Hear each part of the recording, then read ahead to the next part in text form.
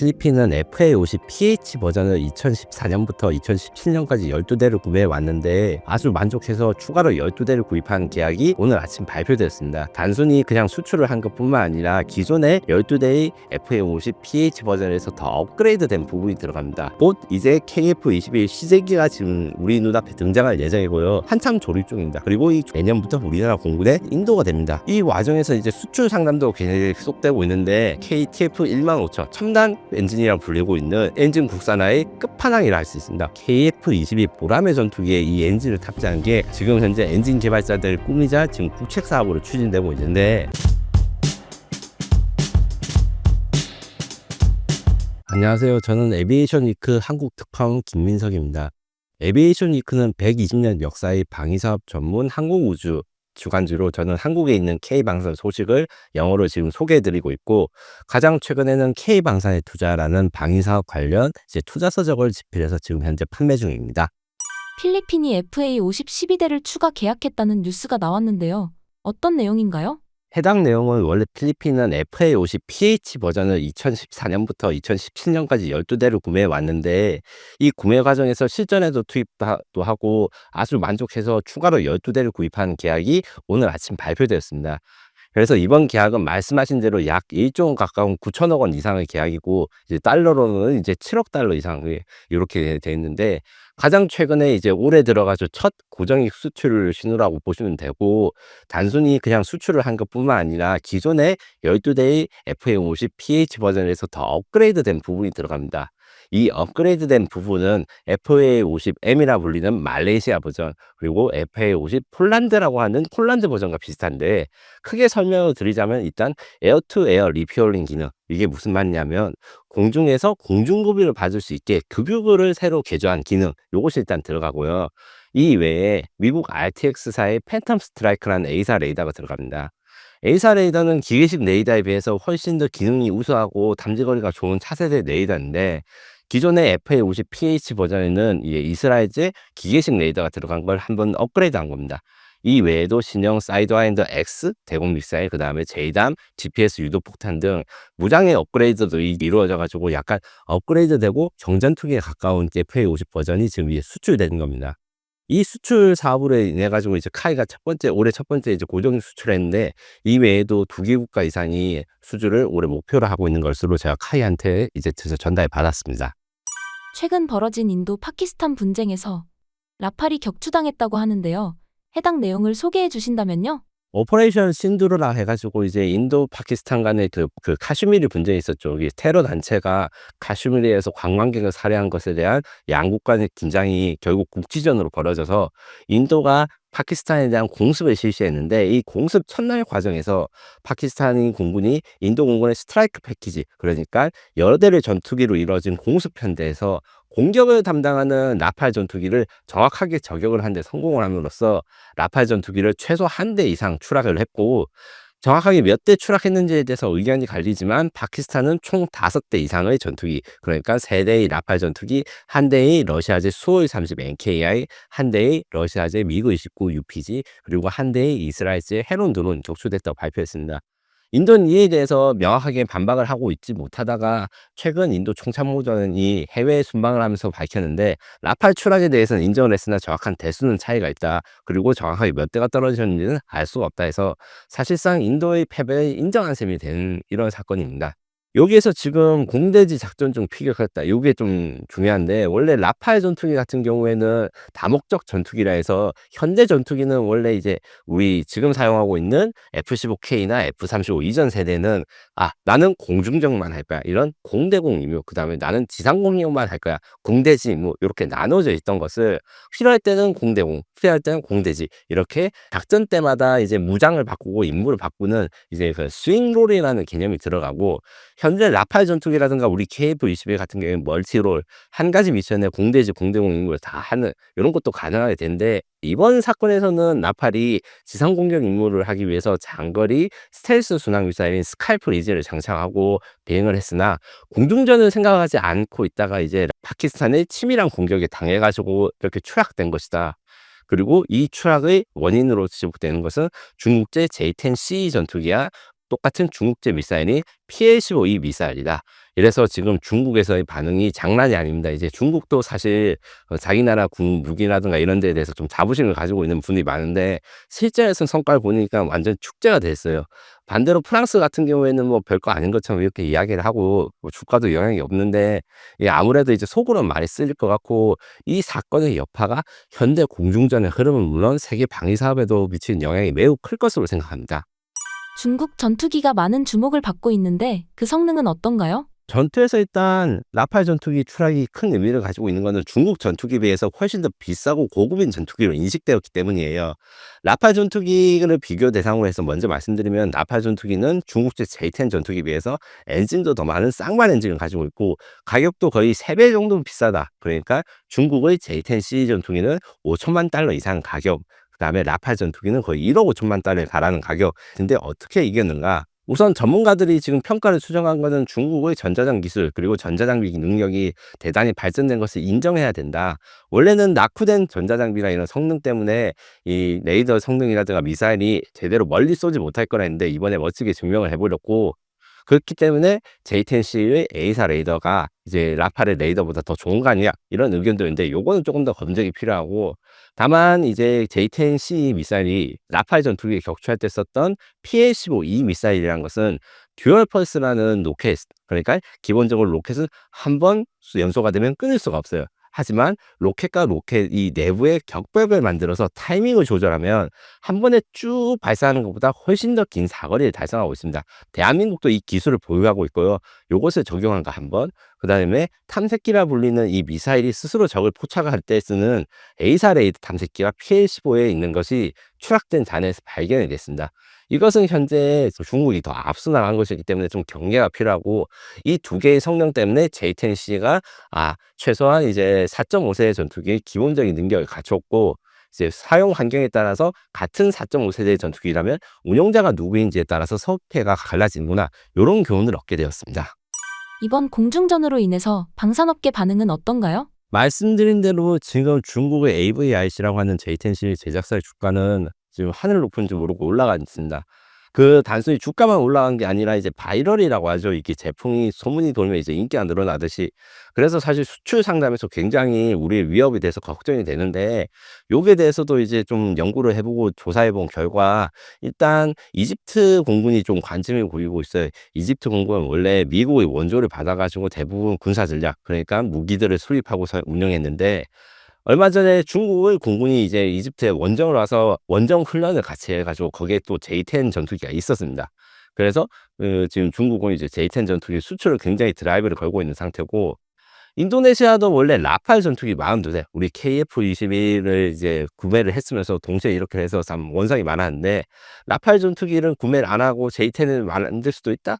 구매할 수도 있다? 이런 이야기들 정확하게 말하지는 않았지만 이런 걸 시사하는 발언들을 해서 지금 프랑스에서는 대단히 긴장하고 있어요. 물론 J10C 전투기가 이번 사건이 일어났다 해서 무조건 좋은 전투기로 잘 팔릴 거라는 것은 아닙니다. 중국제 무기는 기본적으로 중국산 외 무기와의 호환성을 보장하기 힘들고, 그 다음에 파키스탄이 승리한 게 단순히 전투기가 좋아서 그런 것이 아니기 때문이거든요. 이 승리의 배경에는 잘 알려지지 않았지만 일단 파키스탄이 정보전에서 우위를 가진 게 가장 중요합니다. 공개된 이제 기자회견에서 이제 전투가 끝난 후 파키스탄 공군 장성들은 프랑스 라팔 전투기를 사용하는 인도 공군 조종사가 서로 닉네임이나 콜사인 이런 이제 별명을 붙이는 것을 해서 고질라 1이 어떻게 추적당하고 있다, 고질라 4가 어디 있느냐, 이런 식으로 무전 내용을 다 자신들이 다 듣고 있었다는 걸 이야기를 했거든요. 즉 파키스탄군은 이제 공격이 시작할 때 몇십 대의 비행기가 날아오는데 이 중에서 라팔 전투기가 무엇인지 바로 이게 식별이 가능했고, 이 식별이 가능했고 정보가 분류가 되니까 바로 먼 거리에서 바로 쏠 수 있었다. 이것은 단순히 이제 무기 체계의 성능이 아니라 이제 각 나라의 그 전쟁 준비, 그다음에 공중전에 대해서 준비, 정보전, 인지전 이런 데서 파키스탄군이 아주 큰 활약을 했다. 그렇기 때문에 단순히 전투기로서 승패가 중요하다는 게 현대전이 아니고 시스템을 잘 구축하고 정보를 잘 얻는 사람이 이긴다는 것을 잘 보여준 거라서, 제가 보기에는 일시적으로는 중국 전투기의 인기가 좀 올라갈 수 있는 것은 사실이고 우리가 이에 대한 대비를 해야 된다고 봐요. 하지만 대한민국 무기의 장점이 가성비와 낫기 그리고 신뢰성, 요거에 대해서 운영을 하면서 이제 증명을 해나가면 이런 중국 전투기의 도전도 이겨낼 수 있을 것이라 봅니다. KF-21 양산 1호기가 곧 나온다고 하는데요. 관련 상황을 전해주신다면요? 얼마 전에 최종 조립 행사라는 게 진행됐습니다. 전투기는 엄청 비싼, 그러니까 1,000억 원이나 하는 그 부품이지만 다 수작업입니다. 로봇이 뭐 일부 부품 공정을 하지만 자동차가 찍어내는 것이 아니에요. 여기서 부품을 모아서 조립을 시작하고 정밀하게 계측을 해서 최종 조립 단계, 이제 조립이 끝나면 날아갈 수 있는 준비가 됐다, 이런 행사를 해가지고 곧 이제 KF-21 시제기가 지금 우리 눈앞에 등장할 예정이고요. 한참 조립 중입니다. 그리고 이 조립이 끝나고 난 다음에 시험 평가가 끝나면 내년부터 우리나라 공군에 인도가 됩니다. 이 과정에서 이제 수출 상담도 계속되고 있는데, 얼마 전에 제가 이제 방금 말씀드린 필리핀의 FA-50 수출과 연계되는 이제 KF-21 수출권, 동남아시아 고객 한 건, 중동 고객 한 건에 대해서 굉장히 좀 좋은 이야기가 오고 있는 것을 최근 방산 전시회라든가 이런 사람들 다 소문에서 좀 오르고 있고요. 물론 이제 전투기 구매라는 게 굉장히 오래 걸리고 시간이 많이 걸리는 겁니다.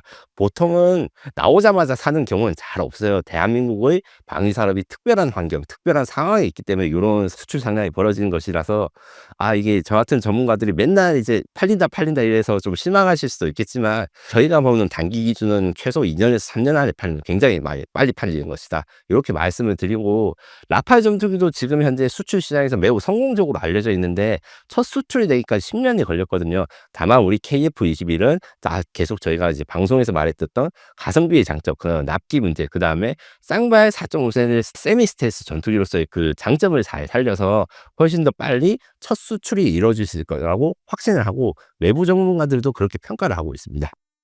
KF-21 외에 최근 한국 기술로 만들어진 엔진이 주목받고 있다고 들었는데요. 어떤 엔진인가요? KTF 5500 엔진이 이제 곧 최종 조립을 앞두고 있고 시민들한테 선을 보일 건데, 요게 대해서 설명을 드리자면 KTF라는 건 코리아 터보팬 엔진의 줄말이고, 5500이면 5500 파운드, 이제 항공기는 전부 다 야드 파운드 뭐 인치 요는 단위 있어가지고 추력이 파운드라 해서 5500 파운드를 출력을 내는 한국산 터보팬 엔진이다, 이렇게 말씀을 드릴 수 있습니다.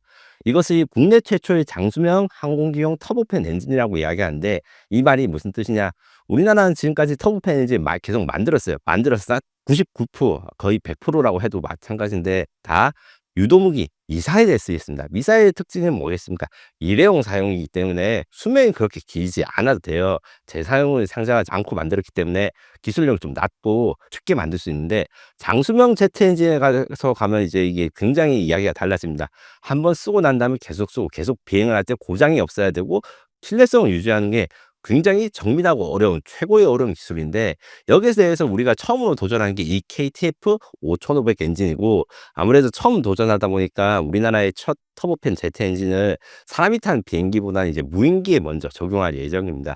이것은 국방과학연구소와 대한항공이 지난 봄에 공개한 로어스라고 하는 무인 편대기에 곧 탑재될 예정인데, 이것은 쉽게 말해서 로얄 윙맨, 그 윙맨입니다. 윙맨.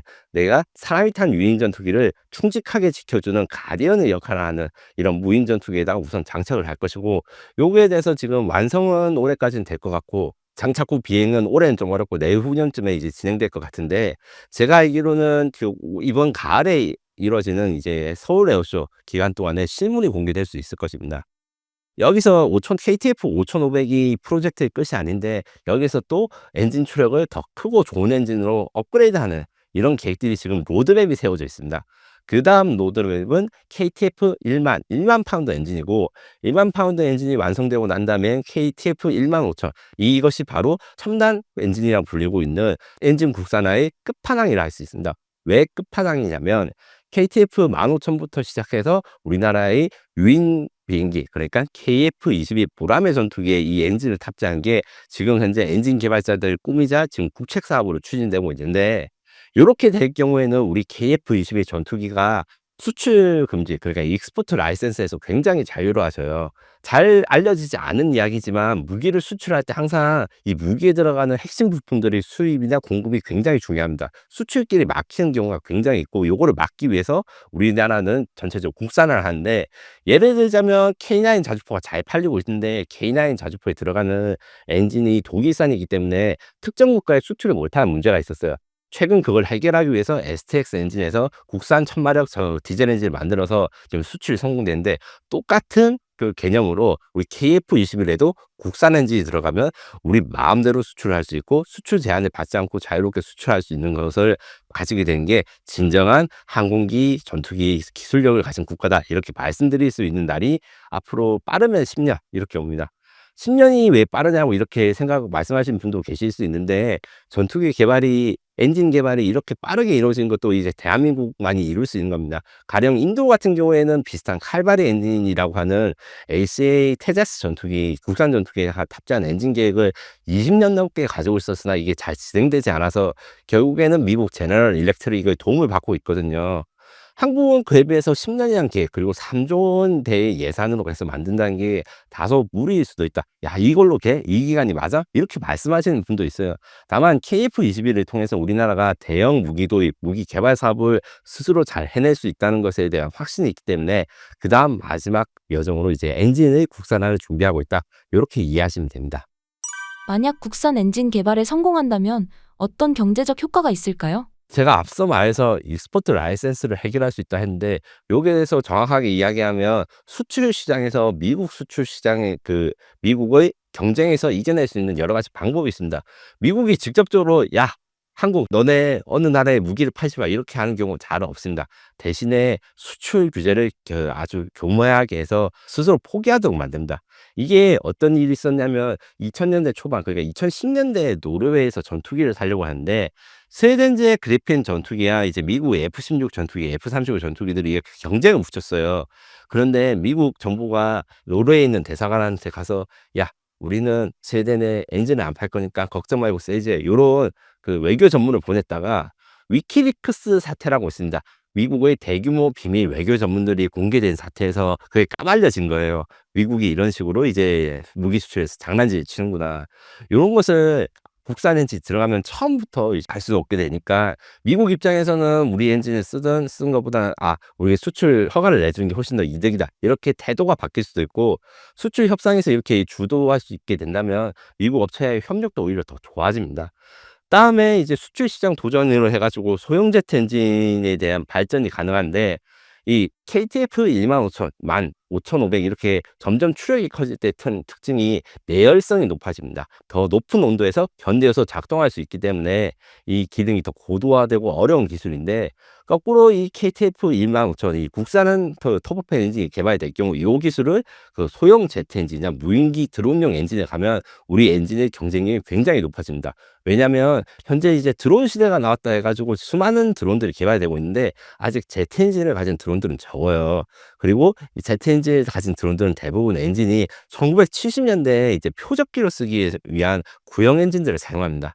그런데 우리 기술로 만든 이 신형 엔진을 사용해서 이제 드론 엔진 시장에도 진출하게 되면 이게 굉장히 수출 경쟁력을 가지게 될 것이고, 혹자는 그래서 KF21에다가 국산 엔진을 달았는데 이게 팔리지 않으면 아예 경제성이 없는 거 아니냐, 이렇게 말씀하신 분은 그 부분에서는 틀린 겁니다. 이 기술을 사용해가지고 우리나라는 제트 엔진의 다양한 라인업을 만들 수 있다. 그리고 마지막으로 파생형을 개발할 수 있습니다. 제트 엔진이라고 하면 전투기에만 들어가나 비행기에만 들어간 걸 생각하기 쉬운데 이게 파생형이 굉장히 많아요. 우선 전투기용 제트 엔진과 항공기용 제트 엔진은 서로 코어라는 부분을 공유합니다.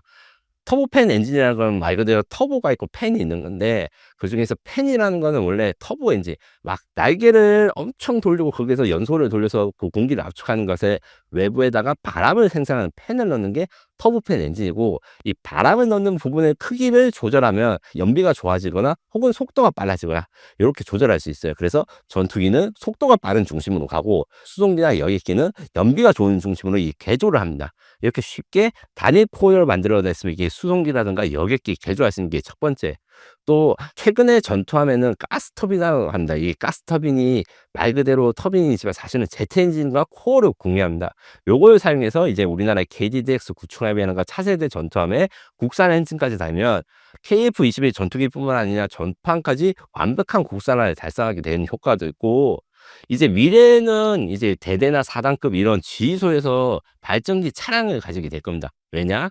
이제 시대 전쟁이 드론과 AI가 발달하는 뿐만 아니라 레이저 무기들이 지금 속속들이 발생하고 있어요. 레이저 빔뿐만 아니라 이제 고에너지 무기라 해가지고 HPM이라고 하는 마이크로웨이브를 쏴가지고 전자기를 무력화시키거나 이런 전자기 무기, 빔 무기들이 전쟁에 쓰일 건데, 그래서 이제 야전 부대에도 발전기가 필요할 때 요 엔진을 사용해서 발전기를 만들어서 이제 부대에다가 전력을 공급해주고, 요런 부대를 사용할 수 있는 확장성이 큰 사업이라고 생각하시면 됩니다.